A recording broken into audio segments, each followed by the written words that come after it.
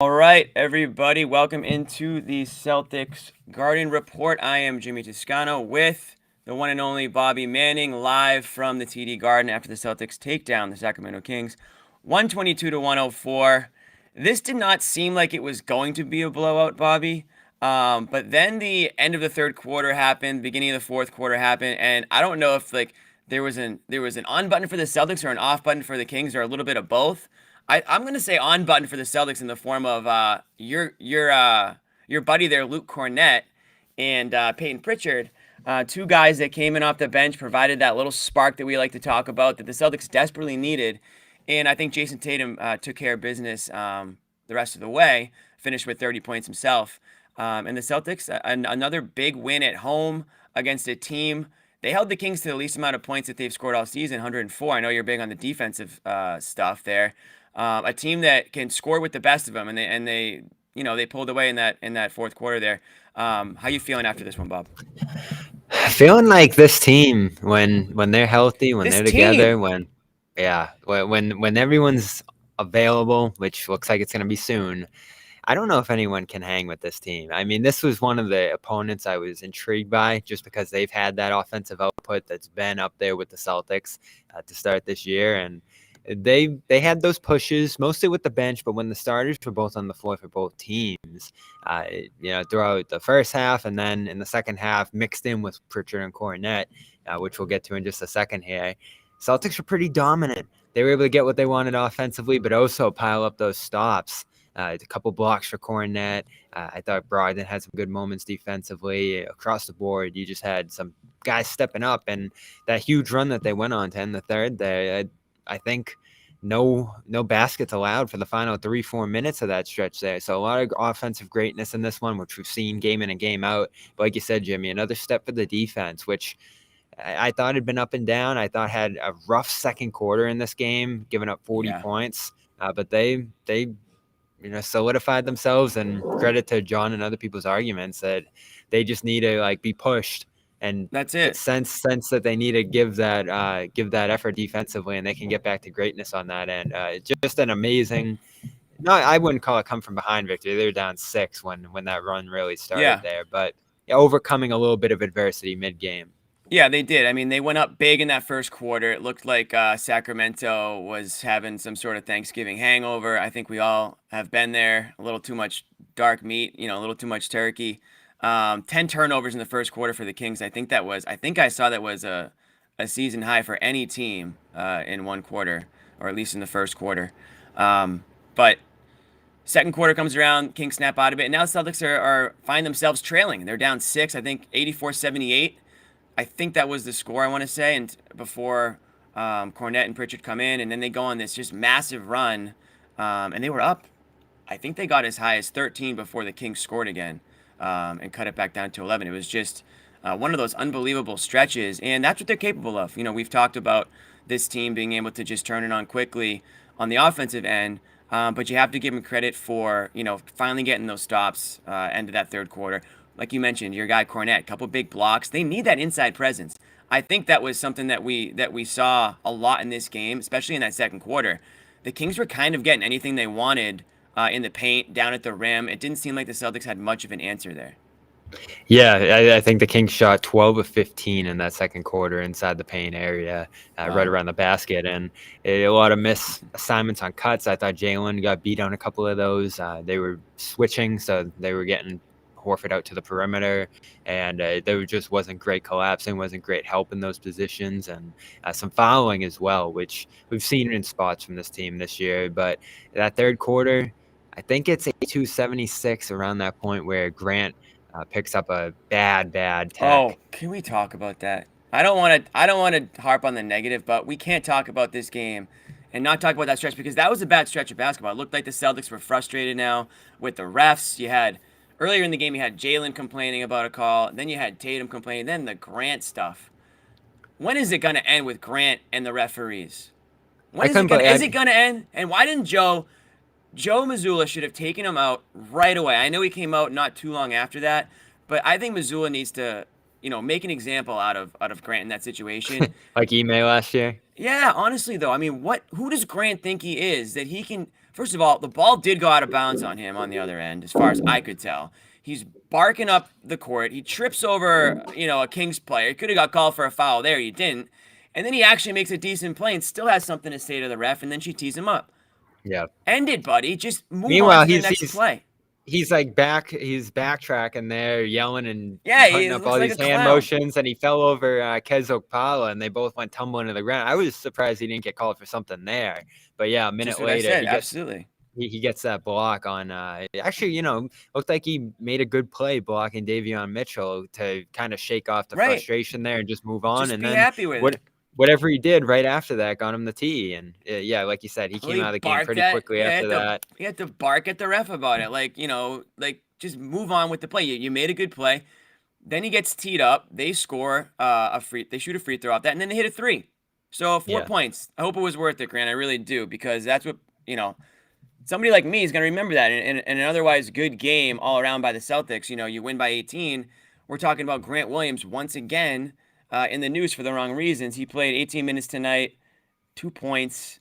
I mean, really, this is a guy that wants $20 million a year, allegedly. I don't know. I don't know if I see it. That's a topic for another day. I know you think that's what he's probably going to get, whether it's in Boston or somewhere else.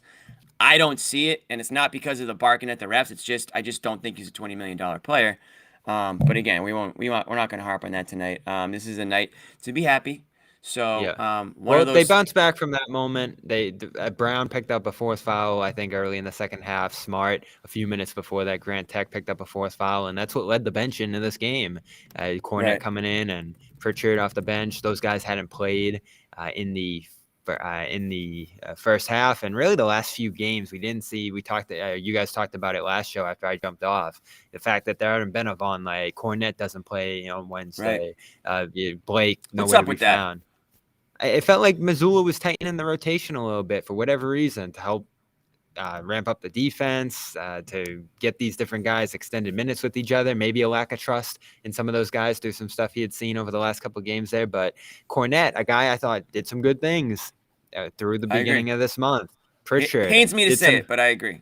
Pritchard did some great things with Brogdon and Smart out. And we were saying even in a win late last week, and where is he? I know Smart missed a couple games there with Brogdon out, and then all of a sudden everybody comes out back, and he's got 0 minutes. Now, I don't know if you can squeeze in a couple minutes and find anything effective from him, but one thing I've found about Pritchard this year is he comes right into these games. He knows where to go, who to play off of, what to do, and it's not just the scoring, which was, I thought, his best forte in this game. That nice little 2-man game he had going with Brogdon was awesome, but he also gets a couple stops. I was looking at the defensive numbers for him. Opponents are shooting below 40% when they're guarded by Pritchard this year. And then Cornet's impact speaks for itself. Contesting shots around the rim, preventing shots around the rim area. I don't think anyone in basketball, if you look statistically, prevents their opponents from going to the rim better than Cornet. He's in the 100th percentile. Wow. So bold statement. In cleaning the glass, he's in the 100th percentile. Teams shoot at the rim 10% less when Cornet's in there. Last I looked, you could see it. I mean, you can't argue that tonight. I mean, we saw what they were getting at the rim in the second quarter, and then he comes in late in the third, couple big blocks. I really think, and I'm not being, I'm not joking. I really think Cornet kind of changed the game there. He kind of flipped the script a little bit. The Kings were on the brink of maybe doing something. They were up 6. I thought frustration was setting in. Cornet comes in and kind of just, I'm not going to say took control, but he set a nice. Set a nice screen to get Tatum going downhill and find Brogdon for a 2. They were down 6 at this point. He blocked Malik Monk going downhill, knocked him to the ground. He's kind of complaining. All of a sudden, Pritchard gets a pair of free throws the other way. They tie the game. And then Tatum hits Cornet on that alley-oop, and they go up 4. And the Kings are turning the ball over a little bit. Tatum's grabbing a steal, hitting a floater. He hits that 3 around the screen. And that's the game pretty much right there. They go up 10. They hold the Kings scoreless for about 3-4 minutes there. It's a 16-0 run. And the fourth quarter was all Celtics from there on. It was just this little burst of 3-4 minutes to close the third.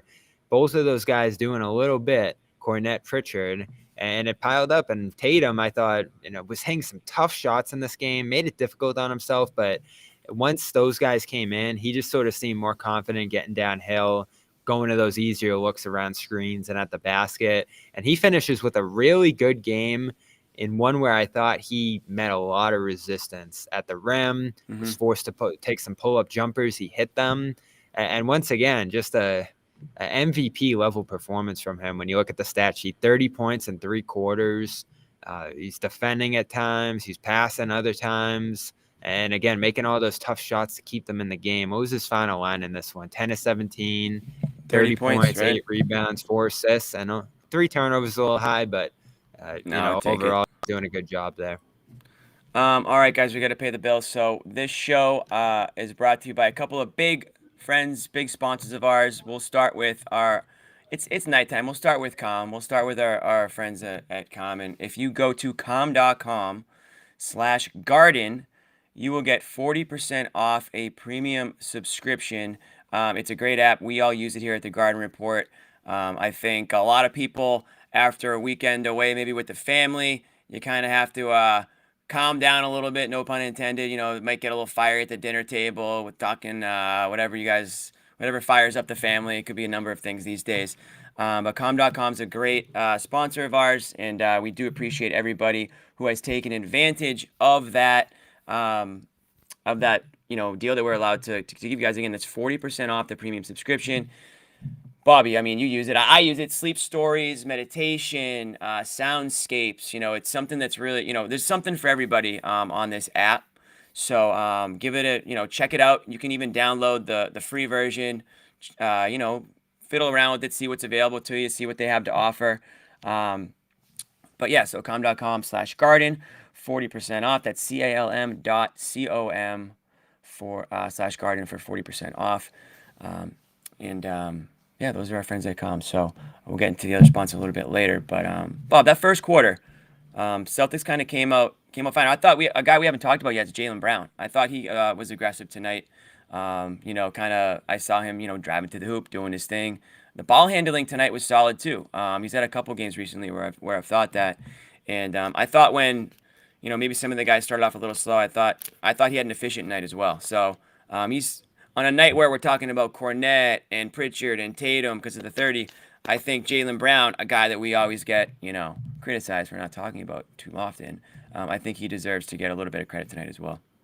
Yeah, and credit to the bigs for finding him. I thought Horford had a really nice passing game, and I think over the last week or two here, he's made a nice effort to find Brown cutting toward the rim. Obviously, he's having a great three-point shooting season and can play out on the perimeter there with the ball in his hand, so that helps Brown. Brown committed, as I've talked about on the show here, to screening, getting downhill, rolling, cutting, all these different things that allow him to be a finisher. And, shout out to Adam Taylor, who writes over at Celtics Blog with me. He wrote a piece yesterday saying that Brown should really focus on that finishing, what he's great at. We've talked about that on this show too.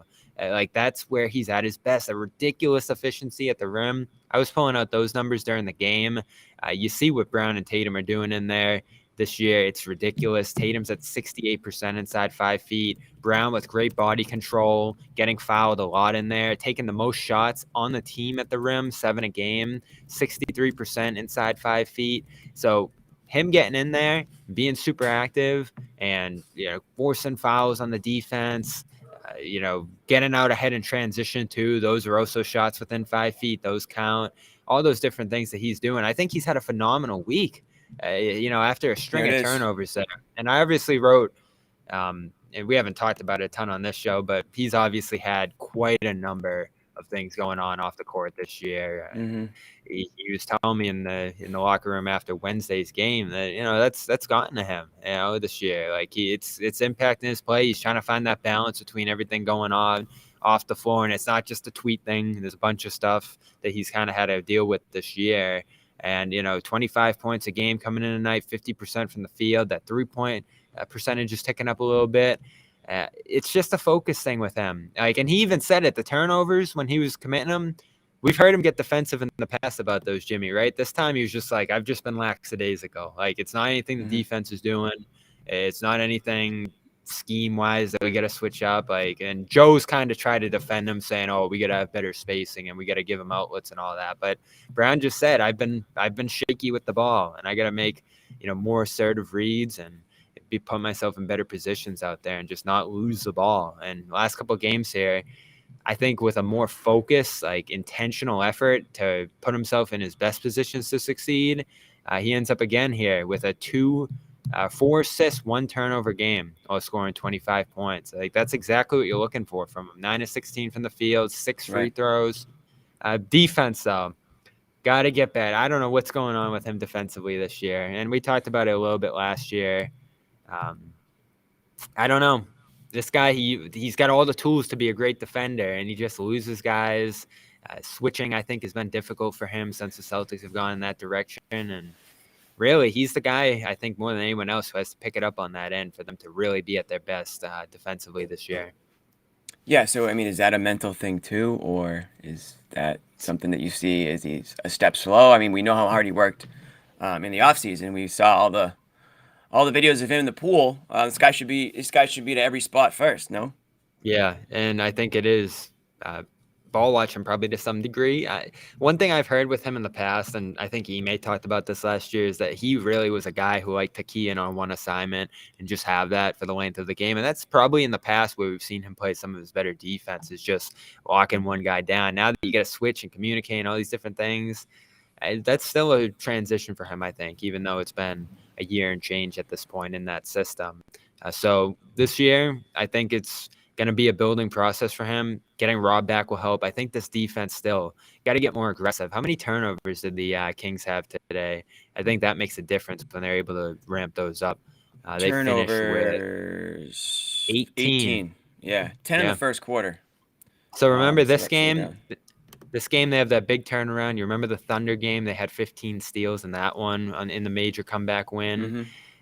That's where these Celtics are really going to get dominant, is if they can start to be disruptive again. I think that's why everybody's excited about Rob coming back, because you can probably take more risks when you're out there. They've talked about that, jump some passing lanes. Brogdon had a great steal in this one where he cut off Sabonis in the post. More stuff like that. You love to see that. Speaking of Rob, Michael M., thank you very much. If Rob returns mostly healthy, who is on your early trade deadline wish list? Gallo or PP in a pick for a total low cost pick up via buyout market. Stan Pat, thanks for the content, guys. I'll be honest, I haven't even begun to think about trading, trade prospects right now. I think they're a buyout. I think the Celtics are going to be a buyout team. They're going to wait and see who becomes available at the buyout market. And if you're a veteran, and there's always a couple that it's never it's never the top of the top, but you sometimes get a couple of solid vets that get bought out. They're looking to win a championship, and the Celtics should be, I would say, number one, number two option for a lot of these vets, especially depending on the position. You get a big man that gets bought out. I can't imagine why he wouldn't want to come here. There's clearly a role on this team for one. We don't know how Rob's going to look. I think we all assume and hope that he's going to look somewhat like his old self. We don't know exactly when. I think Woj reported before Christmas. Our guy Sherrod seems to think it might even be sooner than that. So I don't know. Did you see Rob in the building or anything tonight? Or he didn't catch my eye tonight, though. He's been around the team. He's traveled on 2 road trips now, which is always encouraging. Mm-hmm. Obviously, I caught up with him in New York. He said he's dunking, he's running, and this was 2-3 weeks ago now. So makes sense, the timeline we're piecing together through a couple of different reports there. But even when he does come back, we've talked about it. I think he's off the bench. I think he's ramping up slowly, getting his feet under him, conditioning. You have a knee surgery. Your conditioning is probably not going to be at its best coming back from that. So you want to have insurance. You want to have depth. I like what Cornette's doing right now. But the question that they're going to have to ask with Cornette and Hauser specifically, as great as they've been to start this year, is can those guys play in a playoff series and specifically against a tough matchup? Because I think last couple of games here, why doesn't Cornette play? Is it Sabonis on the other end? Is it who's on Wednesday? McGee and Christian Wood? Like, do they not like those matchups against some of the more powerful offensive centers? Hopefully, Joe talks about that a little bit tonight. But if they're not confident in being able to go to this array of depth that they have lower on the roster, there's a pretty good argument for consolidating a little bit, right? Now, I don't know if it's Jakob Poeltl that we're focused on here. It's $9 million. You can't trade Gallinari back to the Spurs, I've learned. Remember, he got traded to the Spurs in that Murray trade. So that was the last team he played for, got bought out, came to the Celtics. So you can't use Gallinari in that trade. So it'd have to be Pritchard, Cornette, Jackson, Vonleh. That gets you to about The 8 million. Pritchard, the Pritchard poo-poo platter. Is that what we're calling that? So yeah, and then what do you send out for a pick? You traded a pick for Brogdon this year. You don't have that. You don't have your 2028 because of the White trade. So you could do a swap next year. Though the Spurs are going to probably be worse than the Celtics next year, so I don't think they'll want that. Do you give up a 25 pick? Do you give up a pick in 2027 on those odd years? Do you unprotect that 28 pick? You could do that with the Spurs. That's an advantage you have trading with them. I'm not super familiar with Pirtle. I know he's a great pick and roll player. I know he's not the best defensive center in the world, but he can do a lot of things offensively that this team likes while being a great rebounder. He averages 10 rebounds a game this year, 9 last year. So there's a lot of ways he could help them. He's a good passer, 3 assists per game the last couple of years here, and can really score the ball too, very efficient. So that's you're looking for Rob insurance. Rob goes down again later this year. Rob needs some time off. That's a dream right there. But you give up some of your depth that you like here. All of a sudden, you're relying on on Brogdon a little bit more to stay healthy, or White. Certainly, if Smart or Brogdon go through anything at that point, because then you don't have a fourth guard outside of J.D. Davison, who's really not ready yet. It's a tough call. I don't know. Would you give up all those guys, maybe a pick or two for depth insurance at center? Because if that guy, no, absolutely not. Because the tough, look at what Horford's done for them, Jimmy. If they lost him, they'd be devastated. Even with Rob coming back, I think. Because remember last playoffs, Rob was a nice, really contributing piece in the form he was in. Yeah. But Horford really drove them. And so you got to keep him fresh. They're playing him a ton every night. They're not really showing. Yeah, what did he finish with tonight? Probably a little less because of that 27. Run. Yeah, 27. That's where you want him to be, though. Yeah. Like if you can play upper 20s for Horford every night, none of this 34-minute stuff. That's too much in a full NBA season. I know that they are I'm sure they'll give him rest, games off here and there, but he really shouldn't be up mid-low 30s, regularly. I think everyone would like to see him in the upper 20s. Maybe when Rob comes back, that happens. But I think, Kornet, for his warts, I think Kornet deserves some level of playing time. And if for the very least, build up to that playoff level. Exactly, to build up there, build some trust, just get comfortable out there with the guys, and to give Horford the rest that he needs, because that's when you're going to need him most, is in the playoffs. And I just, you want to be careful with this guy. He's been relatively healthy more recently, but he does have some kind of a history, we would say, with lower body and knee issues here and there. So you just want to do everything you can to preserve this guy, because you're already thin at that position, and you really can't afford anybody else to go down at one of those big positions, He should play every night. I mean, you're talking about ramping down Horford's minutes and trying, you imagine the regular season. You're not trying to break the Warriors record here. You're trying to get everybody to the playoff. To not play Kornet at all, especially with what he's done this year in a game, just doesn't make sense to me. And they were almost going to do that tonight, it looked like. No minutes in the first half. Last 3 games here, he really hasn't played at all. It didn't make sense to me. Fortunately, Grant got into that trouble, and Missoula felt like he had to make a move there, and they got a huge boost out of it. Great screening, nice alley-oop finish, defensive plays, a couple blocks in a couple minutes. This is what this guy does. I think you can rely on him, at least in the regular season, and then come playoff time, it's either play Horford a ton, as they did last year, or have that Rob-Horford duo, ideally. And if you have Rob and Horford healthy come playoff time, you don't need Kornet's fine as an emergency guy. You don't need a Pirtle. And the other thing about Pirtle is he's a free agent next summer. So he's due a new contract. Horford's obviously due a new contract after this year. I know he talked to Heavy recently. I don't know if you saw that piece, Jimmy. He talked to Steve Bulpett and said he's focused on coming back to the Celtics next year. And who is this? This is Al Horford. Oh, okay. He's focused on.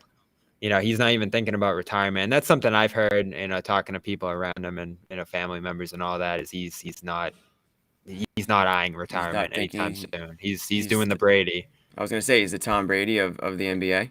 Yeah. He loves playing basketball. He's got his family, right? I think he's got a 5th kid on the way. So at some point he's going to want to, be no, he's going to want to keep playing then, if that's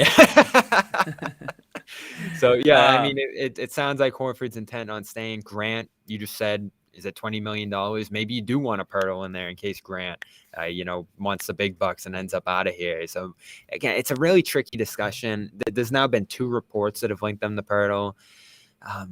You're giving up a lot there, but again, this is a championship year, and is he that last piece that really solidifies your rotation, gives you insurance? Like, you don't want to lose the championship because Rob's hurting again. Like, you just don't want to be in that position. They have a decision to make at some point, but it's not yet, and I think that's why. And it doesn't have to be Pirtle; it could be someone else. Right, absolutely. I think we all agree that they need to be more safe than sorry, and depth's important. I just think at that point, depending on if you're the Celtics, depending on where you think Rob's going to be, I think we'll really go a long way in whether they decide, okay, do we want to trade for somebody or do we want to wait for the buyout market? And I think we'll learn that. We're not going to learn that obviously until we get much further along into the season. We got to see how Rob looks. So. It's a conversation starter, but at this point, it's just a pure guessing game. We were talking about Al. Guy looks like he's in the best shape of his life. 34 years old, I think. He's still getting up there. Had a nice block tonight. Had a goaltend tonight. Just missed. Was on his way down. Al looks healthy, and if you guys want to feel healthy, you got to hang out with us. You got to hang out on the show. You're going to listen to our sponsor, Athletic Greens. AG1 is another big sponsor of ours. And this is a company that basically is your one-stop shop for vitamins in the morning. The way we say it is you just pop it in the glass, pour a glass of water, down the hatch, and off you go. Everyone here in the Garden Report uses it. We stand by it. Kind of gets us going, right, Bobby? Especially you're feeling a little sluggish after maybe a long couple of days, holidays, a couple extra drinks. Big meals, you need to get your nutrients the right way. So one of the things they say, it's 75 high quality vitamins, minerals, whole food sourced ingredients, probiotics, and adaptogens to help you start your day right. Special blend of ingredients supports your gut health, your nerve system, and your immune system, energy, recovery, focus, and aging, all the things. To make it easy, Athletic Greens is going to give you a free 1-year supply of immune supporting vitamin D and 5 free travel packs with your first purchase. All you have to do is go visit athleticgreens.com/garden. Again, that's athleticgreens.com/garden to take ownership of your health and to pick up the ultimate daily nutritional insurance. Not to mention, if you do, and you send your receipt to John Zanis, I think, I could be wrong, but I think we're still giving away phenomenal t-shirts to everybody. I know I don't know if we can get a picture of the t-shirt up there on the board or not, but if you've been, there it is. That could be yours, folks, with proof of purchase. And honestly, t-shirt or no t-shirt, it's honestly a really great product. It's only good for your health. Coming up on New Year's resolutions, and if one of them is that you want to be healthier, this is a great way to start. So that's all I can say about Athletic Greens. Yeah, we talked about calm as a gift. You could get this as a gift. Get that first month's supply. There's a couple cool gear in there. The bottle, the container to store it in. That's all good stuff to wrap up. And you could keep the vitamin D. You could keep the vitamin D and the 5 free travel packs for yourself. Your recipient doesn't have to know. Nobody would ever know. You keep the shirt for yourself too. How about that? Yeah. So that's athleticgreens.com/garden AG1 for your free 1-year supply of vitamin D and 5 free travel packs. And we appreciate everybody who has been supporting our sponsors because that means you guys support us and allows us to keep doing the show. Bobby, what else you got? How was it? How was it tonight in the Garden? It sounded a little quiet in there for a bit. I don't know if everyone was kind of feeling a little Thanksgiving hangover, and it got loud towards the end.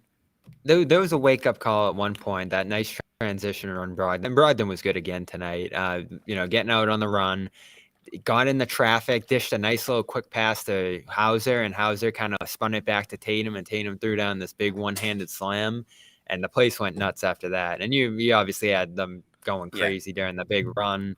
But yeah, a little subdued to start, lots of Kings shots going down, and it was a little on edge to start the night. Not really like on Wednesday when this place was just bonkers from the start on Wednesday night before Thanksgiving. Wednesday was a scene, Everybody was Horford was even saying after that game, this place was a little different tonight. But if the place got going, it's been a great crowd this year. I wouldn't be stunned if they're right up there in attendance so far. This place has been packed.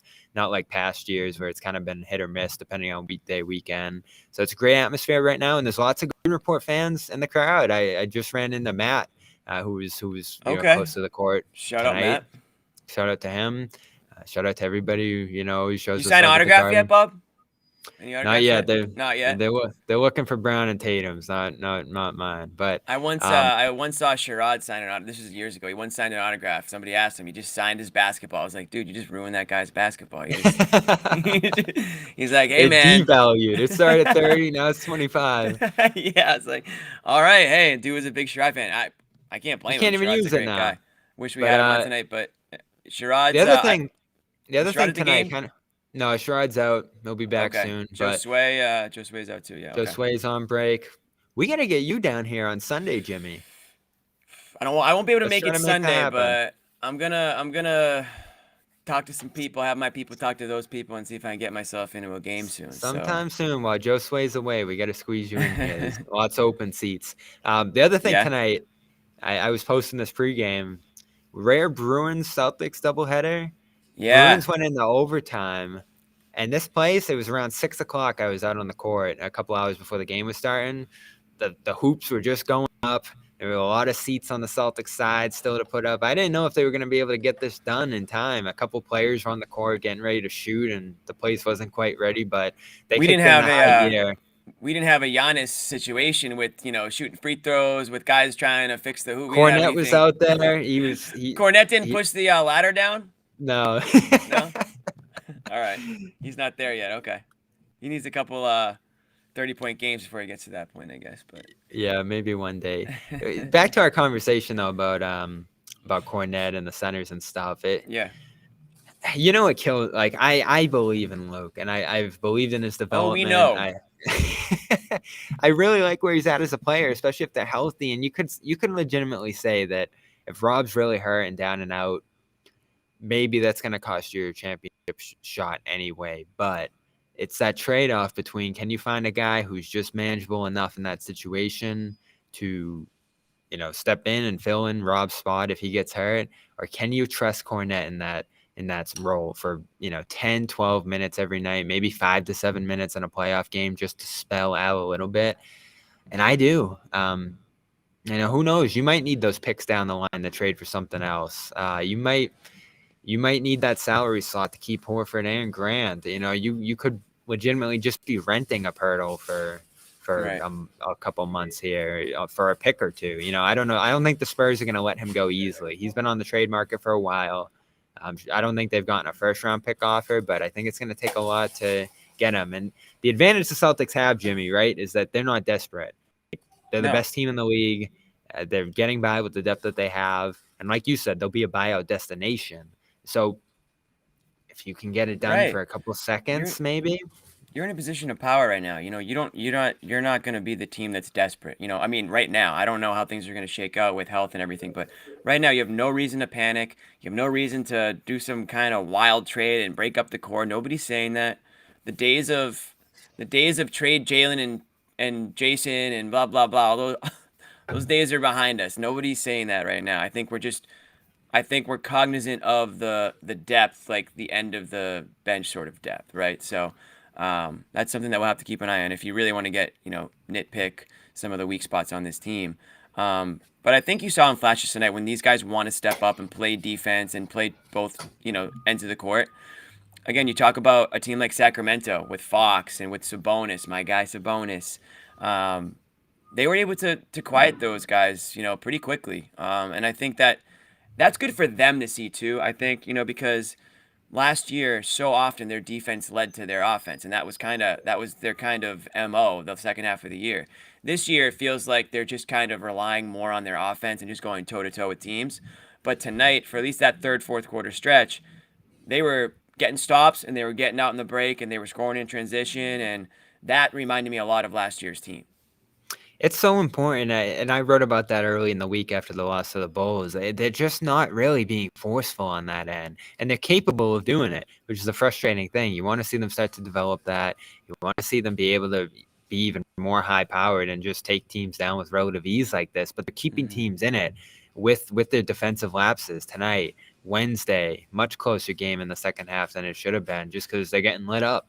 And I'm just uneasy with that unit right now. And I don't know if it's effort. I don't know if it's personnel, scheme, the different things we've talked about. They certainly switched more aggressively tonight, so I don't think it's any surprise they forced 18 turnovers. But they're going to have to get to a place where they're in that top 10 defensively, because I think that's what it takes to be a champion. John and I are going to go back and forth on that all year. I think the only team, if we're looking at recent years, that rode their offense and legitimately just was an offensive team that you could say would have been a champion, was that 2021 Nets team. And, you can debate whether they were killed because of injuries or defense in that series against the Bucks. I tend to think it's defense more than people give it credit for. Everyone's still talking about KD, foot on the line and all that. But you don't have Harden, Kyrie, and Durant. You have a ton of offensive talent and firepower, but you're going to need some balance, just like the other champions throughout the years. And I still think defense is crucial come playoff time. So even if you think that they're just going to turn it up come playoff time, flip the switch, as we used to say with the Cavs, you want to start to see signs that they're capable of that. And tonight was a pretty good sign that even without Rob, you can force 18 turnovers, block a ton of shots, win these rebounding battles. I don't think the Celtics are getting enough credit for how competitive they've been on the boards. They lose it tonight, but they keep it close. They're not getting killed by offensive rebounds outside that little stretch after halftime. So they're really competing right now. It feels like they really turn up and they sense that they need it. And again, to get a boost from this bench unit that I really feel was slipping over the last week or two here and losing trust is a big thing as well. And we had the state circle, Jimmy. This was the number 2 offense. They were right there with the Celtics. Some numbers were better than the Celtics. Free throws, transition, pace, all that kind of stuff. The Kings beating the Celtics in those areas. And the Celtics just looked like they were in a different league, even above this team. Who's giving the Celtics trouble right now? Nobody, aside from the Bulls and Cavs. Just those two teams right now. Unbelievable. I was just scrolling Twitter and people are telling me to get off, I think, virtual poker or something. But no, I was just checking the tweets. Sounds like a lot of praise for Peyton Pritchard after the game. What's this guy gonna do to get a little bit more trust or burn? I mean, he comes in completely cold and he just, hits a couple shots. He's out in transition. I mean, we joke and call him Sparky, but I mean, he was Sparky tonight. Yes, and again, I'll go back to that play. I'm going to post it once we get off of here, but there was this really nice play he had with Brogdon where they were just kind of giving the ball back and forth. They're both repositioning. He knows what he's doing out there. And even in the timeout huddle right after that, Brogdon saying a few things to him, giving him a few pointers, giving him a pat on the back, and Smart's kind of pumping his fist. They get pumped when this guy gets in there and gives them some energy. Obviously, he's been a great offensive rebounder, energy guy. Like I said, the numbers defensively for him this year, you'd be surprised at how good they are. I think he can sneak in some minutes each night. You'll have to go smaller in those situations, and you'll have to pull some minutes away from Smart. And it's Smart rough in this game, by the way. Brogdon, White, whoever it is on a night where they're off. But if one of those guys are off, you need to steal some energy, go do it. There's got to be, and Joe's talked about this, there's got to be a humility with minutes on this team. And if one guy doesn't have it, that Pritchard's going to come into a game, be ready, and give you a spark if you're down. So they're going to have to utilize that. And I feel like they underutilized Pritchard the last couple of games here, particularly that Chicago one. Did he even really play in that loss? I don't think so. Once everyone was back there. I don't think so, no. So we were both confused, Jimmy, and to see him bounce back and to see them go to him in a situation like this was great, because who knows, they might have lost this game if they didn't do that. If they just rolled with it was trending that way. Brogdon and White and Grant, I think they lose. Yeah, I didn't think Brogdon had a great game. I thought White kind of had a good start to this one and had a couple of shots, and he's obviously been a huge positive to this team and a big reason why they are 15-4 to start the year. But I got to give Pritchard just a little credit, because it's hard to just come in cold like that and expect to just flip a switch, and not just flip your own switch, but everybody else's. Everyone's kind of relying on you. You basically have one job, and that's to sort of, just get the team, flip the team in a 180, and he was able to do that tonight. And, we already talked about Cornette and how he was able to do it sort of on the defensive side as well. So it worked. It was a good move by Missoula, I think. But it was a good move by Missoula, but I'm just questioning why it kind of took so long and why it doesn't happen a little bit more often. But that's something that I guess those players just have to earn that playing time a little bit more. I mean, it's really what it comes down to. Well, you've had some good excuses in some of these games. Yeah, matchups and such. Yeah, Smart foul trouble against Chicago and the win against Chicago at home. This one tonight, Smart's in foul trouble again. Brown's in foul trouble, so it's even easier to slide Pritchard in there in that circumstance. So those guys are sitting. This is probably going to be a product of trust as the year goes on, being able to make those forceful moves rotation-wise to take minutes away from other guys. I think it's a real power play, though, to sit Grant in that circumstance. Grant's one of the veterans on this team at this point, a borderline starter. He's not Smart, Tatum, and Brown, but to flip his minutes for Cornets down the stretch there after the mistake that we talked about to start this show, a bad tech, a 4-point swing in a close game, that's some good coaching, I think. And I'm sure that sent a little bit of a message to Grant that, I saw Horford kind of looking at him too, like, really? Come on. Like, 4-point swing off that play. The technical, I know, that was the 3-pointer don't by get me Fox started. right after. And that was really all Grant did in this game, aside from attacking a closeout and hitting a layup there. So he's 0 for 3 in this game, right? 1 of 5 in the last one. Sunday against Washington, he's going to have to pull himself out of the slump a little bit, even though he's had a good month here overall. I'm glad you mentioned Washington. I was just gonna sort of transition over to the Wizards this year and see what are you trading Beal for Jaylen Brown anymore, or are we past that? No, that's you're gonna have to talk to the guy at the initials, JG. We haven't had him on in a while. We'll have to pull him off college soon. And you're talking about Jeff. Minutes from him, yeah. Yeah. I don't think he's willing to make that trade today either. I would venture to guess, but so I sent you this trivia on Thanksgiving. You were probably asleep, so you didn't get around to it in the group chat. But most likely it was 2 a.m. No, it was mid-afternoon, but either way, we'll do it. Oh, I now. was asleep at mid-afternoon. Okay. What do you got? So this is the Raptor ratings for 538. It's like a plus minus stat, offense, defense. Mm-hmm. So your top 5 players right now in the NBA, or 6 rather. Yeah. Just rattle them off. Curry, Jokic, Doncic, Mitchell, Tatum. Who's number 6? Grant Williams. Nope. Who's number 6? Jaylen Brown. Kristaps Porzingis. Really? Mm-hmm. Okay, interesting. Very interesting. Honest to God, I haven't heard his name at all this year. Barely. In Washington, they're kind of a mediocre team, but he is playing really well. And I thought he played well the last time these two teams faced too. Defensively, he's been great. He's a +4 in this rating on that end, protecting the rim. They're top 10 defense. He's been awesome. And Beal's been up and down off the injury last year, but they get Porzingis in that trade last year for Dinwiddie. Yep. Pretty good deal. And that was a guy we were kicking around, back when the Kemba days. I still don't think you'd go back and flip that because Horford's just been brilliant for this team since coming back. But 20 points a game for Porzingis, 8 rebounds, block and a half per game, shooting 45%, 36 from 3. And in the analytics, they're loving him. So he's if he's healthy, I think the Wizards look like a solid team as long as a wing emerges. But again, they're not a team that can stick with the Celtics right now. No, that last game was kind of a runaway. Yeah, their offense isn't anywhere near where the Celtics are, so I don't expect that to be much of an issue. Celtics at home. I feel like the Celtics always play the Wizards on a Sunday. Am I just making that up, or I just feel like that always happens? But that was when Boomer Rage was born, when Nick was filling in one Sunday against the Wizards. Is that true? That's so funny. Good memory. He dropped the F-bomb, yeah.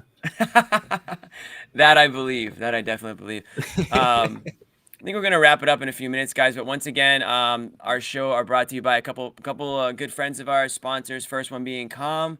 So you want to head over to calm.com/garden, and if Tim is able to put the graphic up, that'd be great. But it's calm.com/garden for 40% off a premium subscription, and that's good. You got your sleep stories, your soundscapes, your music that you can only get on the Calm app, and not just like some guy playing the violin. We're talking legitimate artists who have a deal with Calm. They make completely unique songs and sounds, and he's got some DJs on there. They got Shawn Mendes on there. There's some legit artists that are on this app. So if music's your thing, check it out.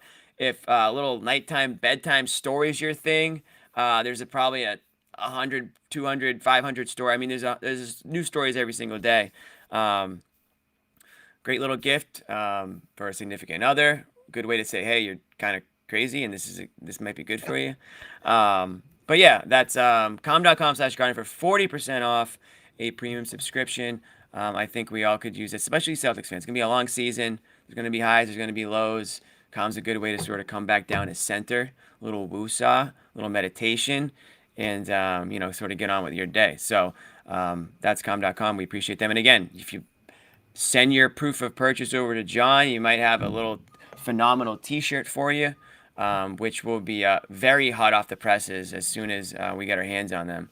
I'm excited for that. It's been a long time in the making. So Bummer tonight around the league before we wrap here. yeah, what do you got? Gordon Hayward hurt again. Out indefinitely with a shoulder. It just, you can't make it up at this point with him. Every year he's been in Charlotte, he's gotten hurt. Every year. It's not just Charlotte, I hate to say. I mean, that was kind of the knock on this guy. And one of the reasons why a lot of fans were okay to see him go. I know at the time, he did go for gotta give them essentially credit. Nothing. Yeah, I was not one of them, but everyone who said, "Oh, he's hurt, he's got to go," they were right. You just can't stay on the court. It's mini apology, Cam. It's too bad. Yeah, we'll have to do that at some point. I won't make you do it tonight, but it's too bad because he is obviously a great player, good guy, and you hate to see, somebody like that, consistently just keep getting hurt. He's like, just get some bad luck, I guess. I didn't see the injury. I don't know how it happened or anything like that or how bad it looked, but that's too bad to hear. Lastly, guys, Athletic Greens. You want to go to athleticgreens.com/garden, and that will get you 5 free travel packs and a year's supply of vitamin D, plus everything that AG1 offers, which is just vitamins, nutrients, minerals. It'll sort of kind of help you with your gut health. I won't say too much more other than that on that end of the things. But honestly, we talk about mental health on the show, and we're talking about physical health, and the two are intertwined. So do everything you can to help yourself out. That's athleticgreens.com/garden. And again, that's 5 free travel packs. Easy to just toss them in the duffel bag on your way to the gym or on your way to work. And your supply of vitamin D. I think we're going to wrap this up, Bobby. Anything else for us from the Garden? I know we'll have you back there Sunday, I think. Is that right? Yes, 6:00 start. Much earlier game. We'll be on here earlier in the night for you guys. We had the little 8 tonight. A lot of people are wondering where John Zanis is. Apparently, one too many pies for John Zanis at Thanksgiving. I think he might be napping tonight. I saw this in the graphics here. Are these his? What? Oh, yeah. These are his from your show the other night? Yeah. Oh, you didn't see that? Yeah, he made those. Wow. That looks like a... What do we got? A blueberry? I think that's a blueberry. I don't know. That's an apple up top. I don't want to say the wrong thing. I know that pie guys will probably have my head for calling the wrong pie out. But no, John had previous plans, so he couldn't make tonight, but he will be back Sunday. It sounds like Joe Sway is doing some Thanksgiving plans. I think he's going to miss Sunday. He's away on vacation. Sherrod's doing Sherrod things. And but yeah, we'll be back. The show will go on. We're not always sure who will be behind the screen tonight. Hey, I'm getting my vacation someday. Lucky to have Bobby the day after a big holiday. And I think it's safe to say, Bob, we're all thankful for you. I don't know if we got to say that on Wednesday. You dipped out early, but we all are very thankful for you and your coverage. Appreciate it. That you provide us. I'll throw one more plug. Got to catch up with Sabonis, your guy tonight. Oh, my guy. Did you tell him what I coined? No. Well, that's next time. I'll tell him that in Indiana or Sacramento. Okay. But yeah, what do you have to say? Him and Brogdon obviously had a couple great years there in Indiana, and now they're both on contenders, it looks like. So talk to them both a little bit about that today, and that'll be on Boston Sports Journal tomorrow. Oh, I like that. Nice. That Sabonis, Arvydas Sabonis, his dad, former NBA great, was a huge Celtics fan. So I think Sabonis has a little Celtics fandom in him as well. I think he likes to play here. Man, we talked about it last year. I would have loved for him to come here, but he looks great for Sacramento. Yeah, and if he can get them to the playoffs, man, that's something that a lot of players haven't been able to do. What is it, 2006? Yes. So the Kings, I think they have the largest drought in professional sports. Mm-hmm. I don't know how Kings fans do it. I think they passed the Mariners. Yeah, I don't know. Well, yeah, the Mariners made the playoffs. So I don't know how I don't know how Kings fans do it. I don't even know Kings fans, but God bless you all for sticking it out. Hopefully this team can get there. I like Fox too. He's a fun little player and quick as hell. They're good tonight. We like Kevin Huerter. Yeah, Huerter was cold though. Huerter was right off the bat. He was cold, but Yeah, they're a good team, and they'll be a tough out for anybody, which is strange to say because usually the Kings are their own worst enemy. But anyways, that's it for us, guys. I'm already blanking on the final score. Was it 122 to 104 Celtics tonight Yeah. over the Sacramento Kings? Bobby Manning, thank you very much. My name is Jimmy Toscano. You guys have a great weekend, and we will see you Sunday.